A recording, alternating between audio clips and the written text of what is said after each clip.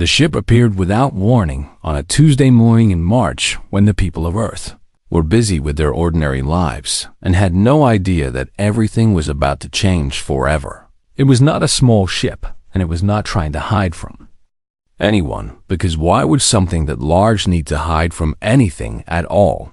The vessel hung above the Pacific Ocean like a metal moon, and it blocked out the sun for 300 miles in every direction, and the shadow it cast was cold, and Absolute Ambassador Velkith of the Serani stood on the observation deck of his vessel and looked down at the blue and green world below him with something that might have been curiosity but was probably closer to boredom. He had done this many times before with many worlds and many species, and they all reacted the same way in the end, because fear was universal and submission was logical, and the hegemony had 10,000 years of proof that this was true. The hegemony of the 12 spheres had watched humanity for 300 years, and they had seen the humans crawl out of their gravity well and spread to their moon and then to Mars and then to the moons of Jupiter and Saturn. They had watched the humans build their first ships that could travel between stars, and they had noted the way these small creatures celebrated each tiny victory as if they had accomplished something that mattered. It was almost charming in a way, like watching insects build a nest and not knowing that a boot was coming. Velkith had studied the humans carefully because that was his job, and he was very good at his job. And in 10,000 years, no species had ever refused the hegemony's offer and survived to tell about it. The humans were young and they were weak, and they controlled only 12 worlds in a galaxy that contained 400 billion stars, and the hegemony controlled over 60,000 of those stars and had been doing so since before humans had learned to make fire. The math was simple, and Velkath expected the humans to understand simple math because they seemed reasonably intelligent for such a young species. He activated the communication system, and his message went out to every device on Earth and every human colony and every ship that floated between the stars, and the message was very clear. You are not alone. The message said, you never were alone, and your time of independence has ended, and we are the hegemony of the 12 spheres, and we have come to make you an offer that you would be wise to accept. The humans panicked at first because that was what young species always did, and Velkith watched their military vessels scramble and their leaders shout at each other and their people run through the streets, and none of it mattered at all. His fleet numbered 4,000 warships, and each one was the size of a city, and each one carried weapons that could turn a continent into glass in the time it took a human heart to beat twice.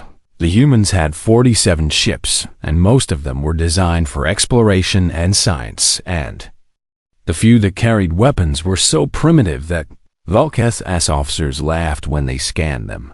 He requested a meeting with the human leaders, and they agreed, because what else could they do? And the meeting took place on a space station above Earth, where human diplomats sat across from Velkith and tried very hard not to look afraid.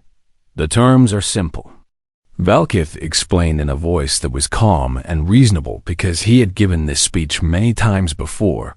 Humanity will accept protectorate status under the hegemony, and you will surrender your military vessels, and you will accept our governance over your future expansion. The human diplomats looked at each other, and one of them asked what would happen if they refused. Velkith smiled with a mouth that had too many teeth and said that refusal was not recommended, and that species who refused the hegemony's generous offer tended to stop existing very quickly. In return for your submission, he continued, you will be permitted to exist and to continue your lives under our protection, and this is more than most species receive, so you should consider yourselves fortunate. The humans requested time to deliberate, and Velkith found this amusing, because what was there to deliberate about when the choice was between life and death? He granted them 3 days because he was feeling generous and because he enjoyed watching species squirm as they came to accept the inevitable. The human diplomats returned to Earth, and the world erupted in argument and debate, and some people said they should fight, and some people said they should submit, and some people said they should try to negotiate, and everyone was very afraid. Volkith watched it all from his ship, and he felt something close to pity for these small creatures who thought their opinions mattered, and who believed they had any choice in what was about to happen. He had seen this before with the Koreshi, who had built beautiful ships and had fought for 3 days before they surrendered, and he had seen it with the Methrani, who had wept and begged and accepted their chains without a fight. He had seen it with the Varth, who had been proud and fierce and who had killed themselves rather than submit, and he had seen it with 100 other species whose names were now forgotten because the hegemony had erased them from history. The humans would be no different because no species was ever different when faced with the simple reality of overwhelming force. Velkith went to sleep that night, secure in the knowledge that humanity would make the logical choice and that this mission would end like all his other missions and that he would return home with another world added to the hegemony's collection. He did not know that deep beneath the surface of Earth, in chambers that his scanners could not reach, the leaders of humanity were having a very different conversation than the one he expected.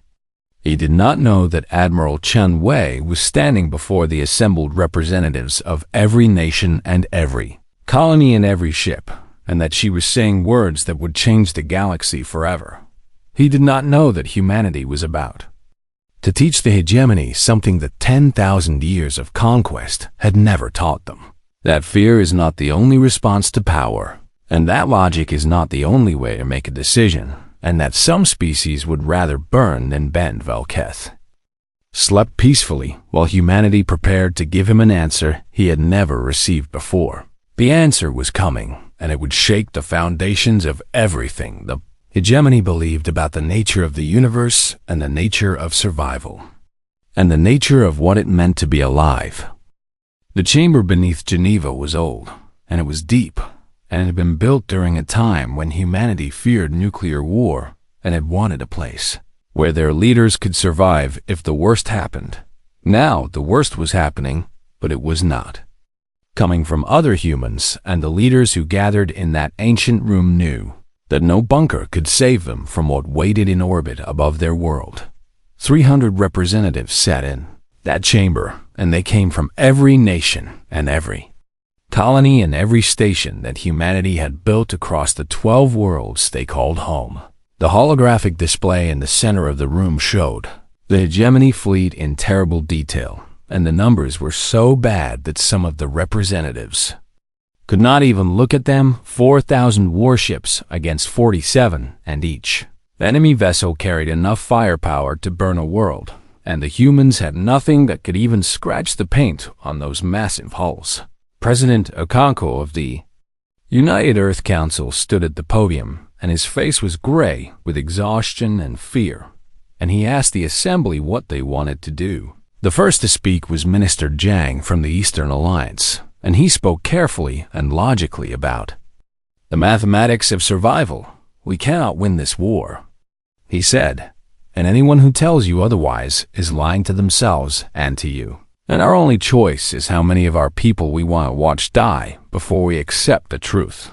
He argued for submission because submission meant survival, and survival meant that humanity would continue to exist even if that existence was not free.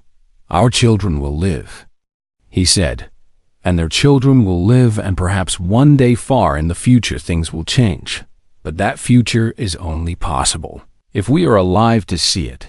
Many heads nodded at his words because they made sense and because fear had a logic of its own that was hard to argue against. The next to speak was Admiral Santos of the Colonial Defense Force, and she was a warrior, and warriors do not like to surrender, but she had seen the enemy fleet, and she knew what those weapons could do. I have spent my whole life preparing to defend humanity, she said, and it breaks my heart to say this, but Minister Jiang is right, and we cannot win this fight.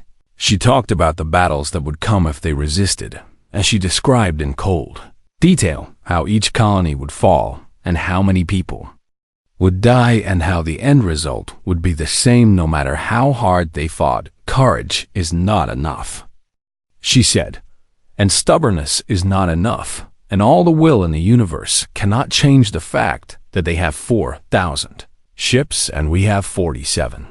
More voices joined the argument, and most of them spoke for submission because the logic was overwhelming and the fear was real, and who could blame them for wanting to live? But then Governor Adeyemi of the Mars colonies rose, and her voice shook with something that was not fear. I hear your logic, she said, and I understand your math, and I know that everything you say is true, but I cannot accept it. She talked about her grandmother, who had crossed an ocean in a boat made of scraps, because she refused to die in the place where she was born. She talked about the first colonists who went to Mars knowing that many of them would never come home, and who went anyway because some things matter more than safety.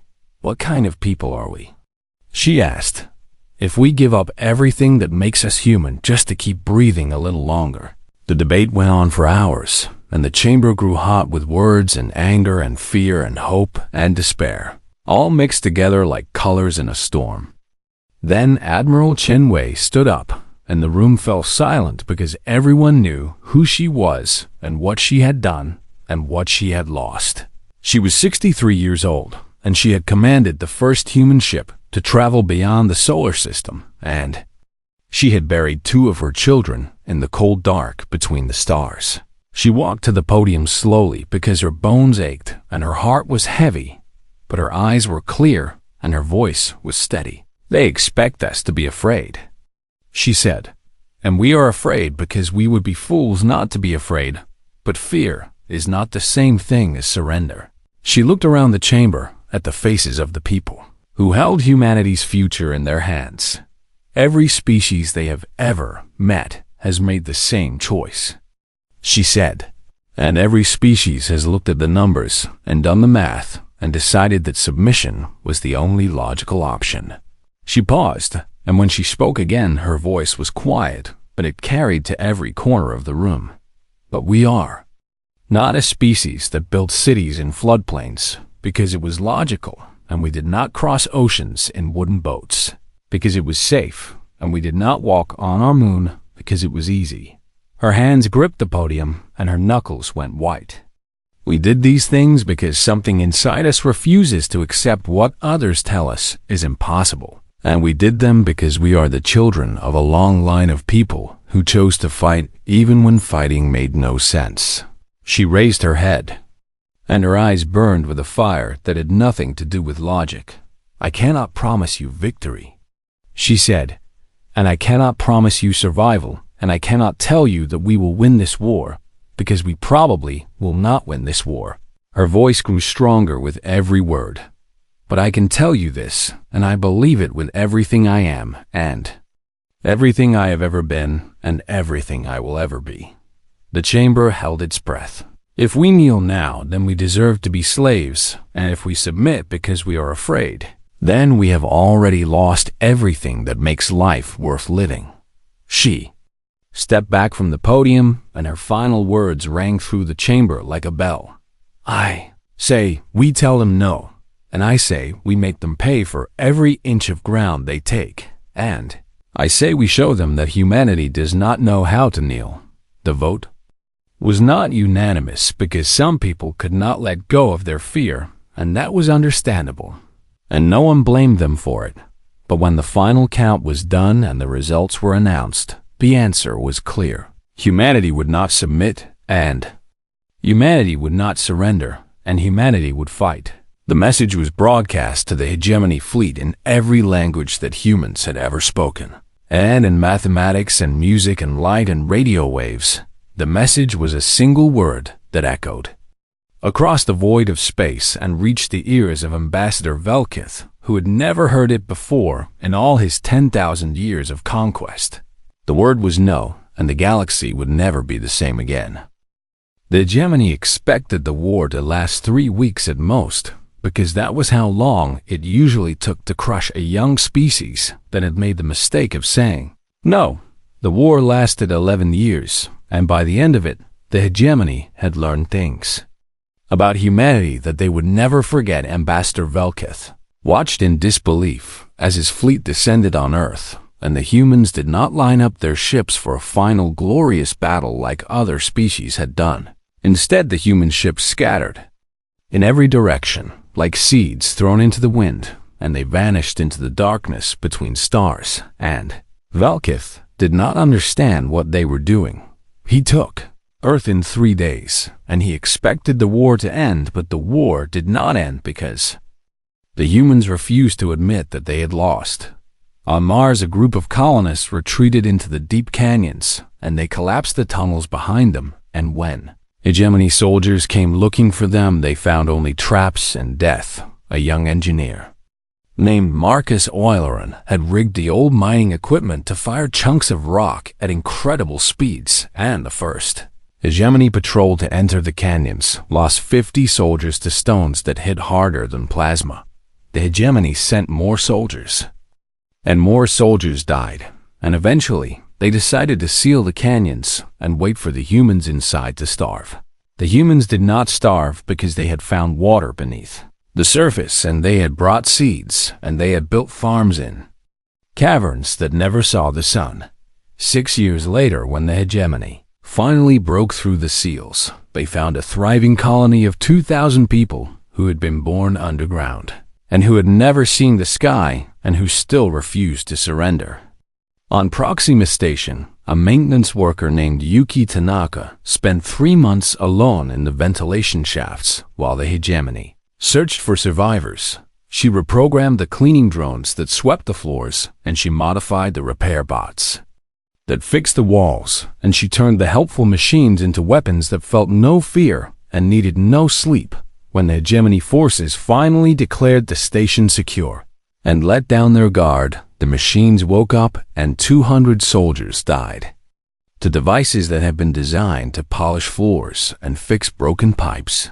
Yuki Tanaka was captured 3 days later, and when they asked her why she had done it, she smiled and said that someone had to teach them that humans do not give up in the asteroid belts of Tau Ceti. The miners had been harvesting rocks for decades, and they knew those tumbling stones better than anyone else in the galaxy. They took their industrial equipment, and they modified it, and they learned how to throw rocks at speeds that made them more dangerous than any weapon the hegemony had ever faced.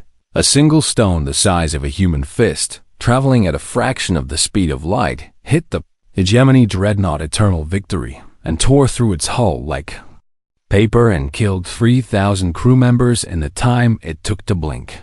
The ship had been the pride of the Serani fleet, and it had survived 100 battles against enemies who had fought with honor and who had stood their ground and who had died like warriors.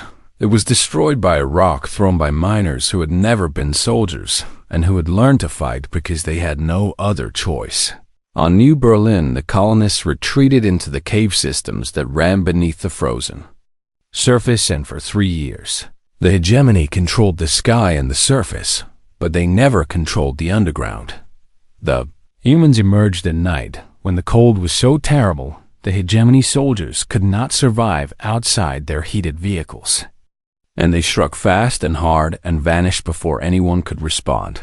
They sabotaged supply lines, and they poisoned water sources, and they left messages written in blood on the walls of hegemony outposts, and the messages all said the same thing. We are still here, and we will never stop, and you will never be safe, the hegemony. Strategists studied the humans, and they could not understand what they were seeing because by every measure, the humans were losing the war. Their worlds had fallen, and their population had been cut in half, and their ships were being hunted down one by one, and there was no hope of victory and no chance of survival, and yet they would not stop fighting. Ambassador Velketh requested a meeting with any human leader who would speak to him, and Admiral Ken Wei agreed because she wanted to look him in the eyes.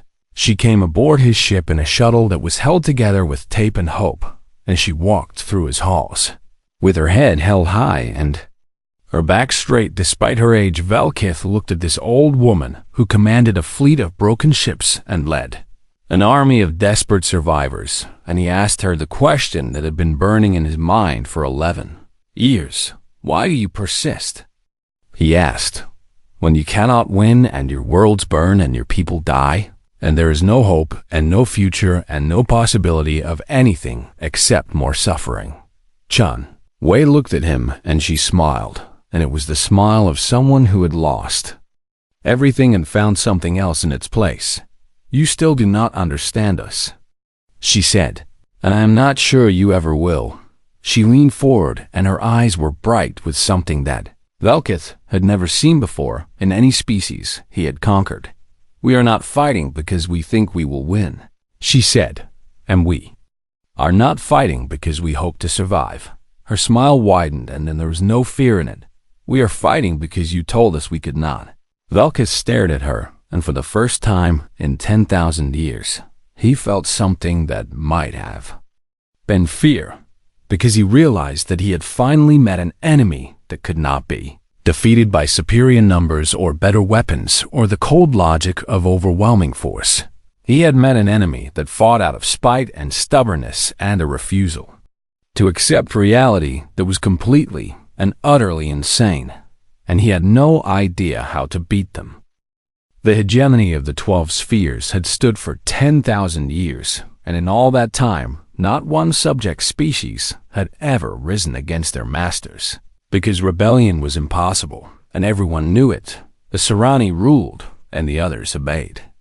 And this was the natural order of things, and it had been proven true by 10,000 years of history. But history was about to change, because the humans had planted a seed, and that seed was growing in the hearts of species who had forgotten what it meant to be free. On the agricultural world of Kethvolume, the Methrani had harvested grain for Serani tables for 600 years, and their grandparents had harvested grain and their grandparents before them, and no one could remember a time when things had been different. They were a quiet people with gentle hands and soft voices, and they had never raised a weapon against anyone because violence was not in their nature. But they had screens in their homes, and on those screens, they watched the human war, and they saw things that made them feel emotions they did not have names for. They saw human farmers stand in front of tanks with nothing but their bodies and their refusal to move. They saw human children throw stones at soldiers who carried weapons that could vaporize a city. They saw old women spit in the faces of hegemony officers, and they saw young men charge into certain death with smiles on their faces, and they saw that the humans kept fighting even though they were losing, and even though there was no hope, and even though anyone with sense would have given up years ago. One morning the Methrani did not go to the fields, and when the Serani overseers came to demand an explanation, the Methrani said nothing, because there was nothing to say. They simply sat down and refused to move, and they did not fight because fighting was not in their nature. But they also did not work, and they did not obey, and they did not pretend anymore that they were happy with the chains they had worn for 600 years. The Serani did not know what to do because they had never faced this before. And they tried threats, and they tried punishment, and they tried everything they could think of. But the Methrani just sat there and looked at them with eyes that held no fear. On the shipyards of Varth, the Koreshi had built hegemony vessels since before humans learned to make fire, and they were proud of their work because the ships they made were beautiful and powerful and perfect. They watched the human war too, and they saw something that confused them at first, and then amazed them, and then inspired them. They saw human ships that were ugly and crude, and held together with desperate repairs, and those ships fought against vessels that the Koreshi had designed and built, and those ships did not give up. A Koreshi engineer named Vethro watched a human cargo ship ram a hegemony cruiser and destroy them both, and he asked himself a question that had never occurred to him before. Why do we build weapons for people who would use them against us if we ever said no? He did not have an answer, but the question would not leave his mind, and he started asking it to other Koreshi, and they started asking it to others, and soon the question was everywhere. The shipyards did not stop working all at once, because that would have been too Obvious, but small things started to go wrong, and the ships that left the yards had problems that no one could explain. A power coupling here, and a navigation error there, and weapons that misfired at critical moments, and the hegemony fleet began to suffer losses that had nothing to do with human attacks on the mining colonies of the outer systems. The Varth had dug metals from the ground for longer than anyone could remember, and they had always been told that this was their purpose, and that they should be grateful for the opportunity to serve. They were a strong people with thick skin and powerful arms, and they had once been warriors before the hegemony broke them and taught them to be slaves. They watched the humans fight, and something stirred inside them that had been sleeping for 1,000 years. They remembered that their ancestors had been proud and free, and that their ancestors had fought and died rather than kneel, and they wondered what their ancestors would think if they could see them. Now one night a Varthmire named Krathvalum picked up a rock and felt the weight of it in his hand, and he thought about all the things that rock could do. He did not throw it that night, but he kept it close, and he was not the only one.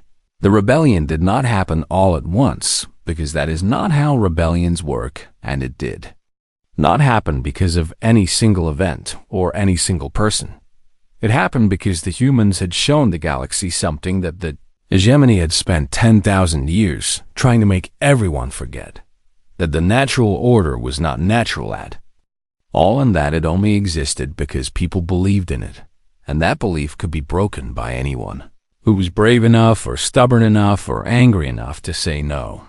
The Serani High Command watched in growing horror as reports came in from every corner of their empire, and they did not understand what was happening. Species that had been docile for centuries were suddenly asking questions and refusing orders and looking at their masters with eyes that held something that the Serani had not seen in a very long time. Hope Ambassador Velkith was recalled to the homeworld, and he stood before the Council of Masters, and he told them what he had learned about the humans and what he feared was coming. We did not lose to their weapons, he said, because their weapons are primitive, and we did not lose to their numbers, because they are few, and we did not lose to their strategy, because they had none. He looked at the council, and his face was gray with exhaustion and something else. We lost because they refused to be what we expected them to be, and they showed the galaxy that we could be defied, and now everyone is looking at us and wondering if they can do it too. The council demanded solutions, and Velkith had none, because there was no solution to an idea, and you cannot kill hope with weapons. The hegemony did not fall to humanity's ships or humanity's soldiers or humanity's bombs. It fell to humanity's example, because one small species had stood up and said no, and had kept saying it even when saying it cost them everything, and in doing so, they had reminded the galaxy that chains only have power if you believe in them, and the galaxy was starting to stop believing. 50 years had passed since the day humanity said no, and the galaxy had become a place that no one who lived through those terrible times would have recognized. The hegemony of the 12 spheres was gone, and in its place, there were 100 sovereign nations, and each one had chosen its own path, and each one was free. Some chose isolation and closed their borders and wanted nothing to do with anyone else, and that was their right. Some chose alliance and reached out to their neighbors and built networks of trade and friendship and mutual protection. Some chose conflict because freedom does not always bring peace, and old wounds take generations to heal. But all of them had chosen for themselves, and that simple fact was worth more than anything else, because choice is the foundation of everything that matters. The cost had been terrible, and no one pretended otherwise. Humanity had lost half its population in the war, and entire colonies had been wiped from existence, and there were names that would never be spoken again except in memory. Admiral Chun Wei had died in the 14th year of the war when her ship was finally cornered by a hegemony battle group, and she had ordered her crew to escape in the lifeboats. And then she had turned her vessel toward the enemy flagship and engaged the engines. They said she was smiling when her ship hit, And no one who knew her doubted that this was true. But humanity had survived, and more than that, humanity had won. Even though winning looked nothing like anyone had expected, the hegemony collapsed not because humans conquered it, but because humans had shown that it could be challenged, and that proof had been enough to wake the sleeping anger of a dozen species who had forgotten that they were slaves. The Serani homeworld still existed, but it was surrounded now by neighbors who remembered what had been done to them, and who would never forget, and who would never forgive. Some said the Serani deserved worse, but others said that revenge was a chain of its own, and that the future mattered more than the past. The Council of Free Peoples met for the first time on the anniversary of humanity's refusal, and it met every year after that in a great hall that had been built on a station that orbited no world and belonged to no nation. Representatives of 200 species gathered in that hall, and they argued and debated, and sometimes shouted at each other because freedom is messy and democracy is loud, and that was exactly as it should be. Ambassador Sarah Chun stood at the podium and looked out at the gathered delegates, and she felt the weight of her name pressing down on her. She was the granddaughter of Admiral Chun Wei, and she had been named for an aunt who died at the Battle of Proxima when she was only 19 years old. Her family had given everything to the war, and she had grown up with the stories, and the grief and the fierce pride that came from knowing that her blood had helped change the galaxy. She was 42 years old now, and she had spent her whole life preparing for this moment, and she still felt like a child, standing in her grandmother's shadow. Behind her, the flags of 200 worlds rippled in an artificial breeze, and above her, through the crystal dome, the stars burned with their ancient and indifferent fire. "We are often asked," she said, and her voice carried to every corner of the great hall, "why humanity fought, and why we refused the reasonable path, and why we chose defiance when fear would have kept us alive." She paused and looked at the faces before her and saw beings of crystal and chitin and silicon and flesh and forms that human eyes had never imagined before that first terrible contact. "The answer is simpler than strategy and more complicated than logic," she said, "and I'm not sure I can explain it in a way that makes sense to anyone who did not grow up hearing the stories we tell our children." She thought of her grandmother standing in that bunker beneath Geneva all those years ago, and she thought of Yuki Tanaka alone in the ventilation shafts, and she thought of Marcus Eulerin throwing rocks in the canyons of Mars. "We fought because we could not do otherwise," she said, "and we refused to submit because submission would have meant giving up something that we valued more than survival." She leaned forward, and her eyes burned with the same fire that had burned in her grandmother's eyes. "We are a species that has always reached for things we cannot have, and fought for causes we cannot win, and dreamed dreams that make no sense." Her voice grew stronger with every word. "We crossed oceans in wooden boats and climbed mountains that killed us and flew to the moon on rockets that were barely more than controlled explosions." She smiled, and it was the smile of a woman who carried the weight of history on her shoulders and had learned to stand straight anyway. "We did not choose defiance to prove a point, and we did not fight to inspire anyone else, and we did not sacrifice our children so that the galaxy could be free." She shook her head. "We did it because we are human, and humans do not know how to kneel." The chamber was silent, and in that silence Sarah Chun felt the presence of everyone who had come before her and everyone who had died so that she could stand here today. "The galaxy expected fear," she said, "and we gave them something else instead, and I am not sure we can take credit for it because it was not a choice so much as it was simply who we are." She stepped back from the podium, and her final words echoed through the hall. "We chose defiance because hope is more powerful than reason, and spite is more durable than despair, and because some things are worth more than survival." The chamber erupted in sound, and it was a sound unlike anything that had ever been heard before in the history of the galaxy. Roars and clicks and frequencies beyond human hearing and colors that flashed across alien skin and movements that meant joy in languages that had no words. 200 species raised their voices together, and what they said in their many different ways was the same thing that they had learned from humanity, and that they were grateful and that they would never forget what one small species had taught them. About the nature of courage, Sarah Chan stood at the podium and let the sound wash over her, and she thought about her grandmother and everyone else who had given their lives for this moment. And she smiled because she knew that they were watching, and she knew that they were proud. And she knew that everything they had done had been worth it. The galaxy had expected fear, and humanity had chosen defiance. And in doing so, they had changed everything forever.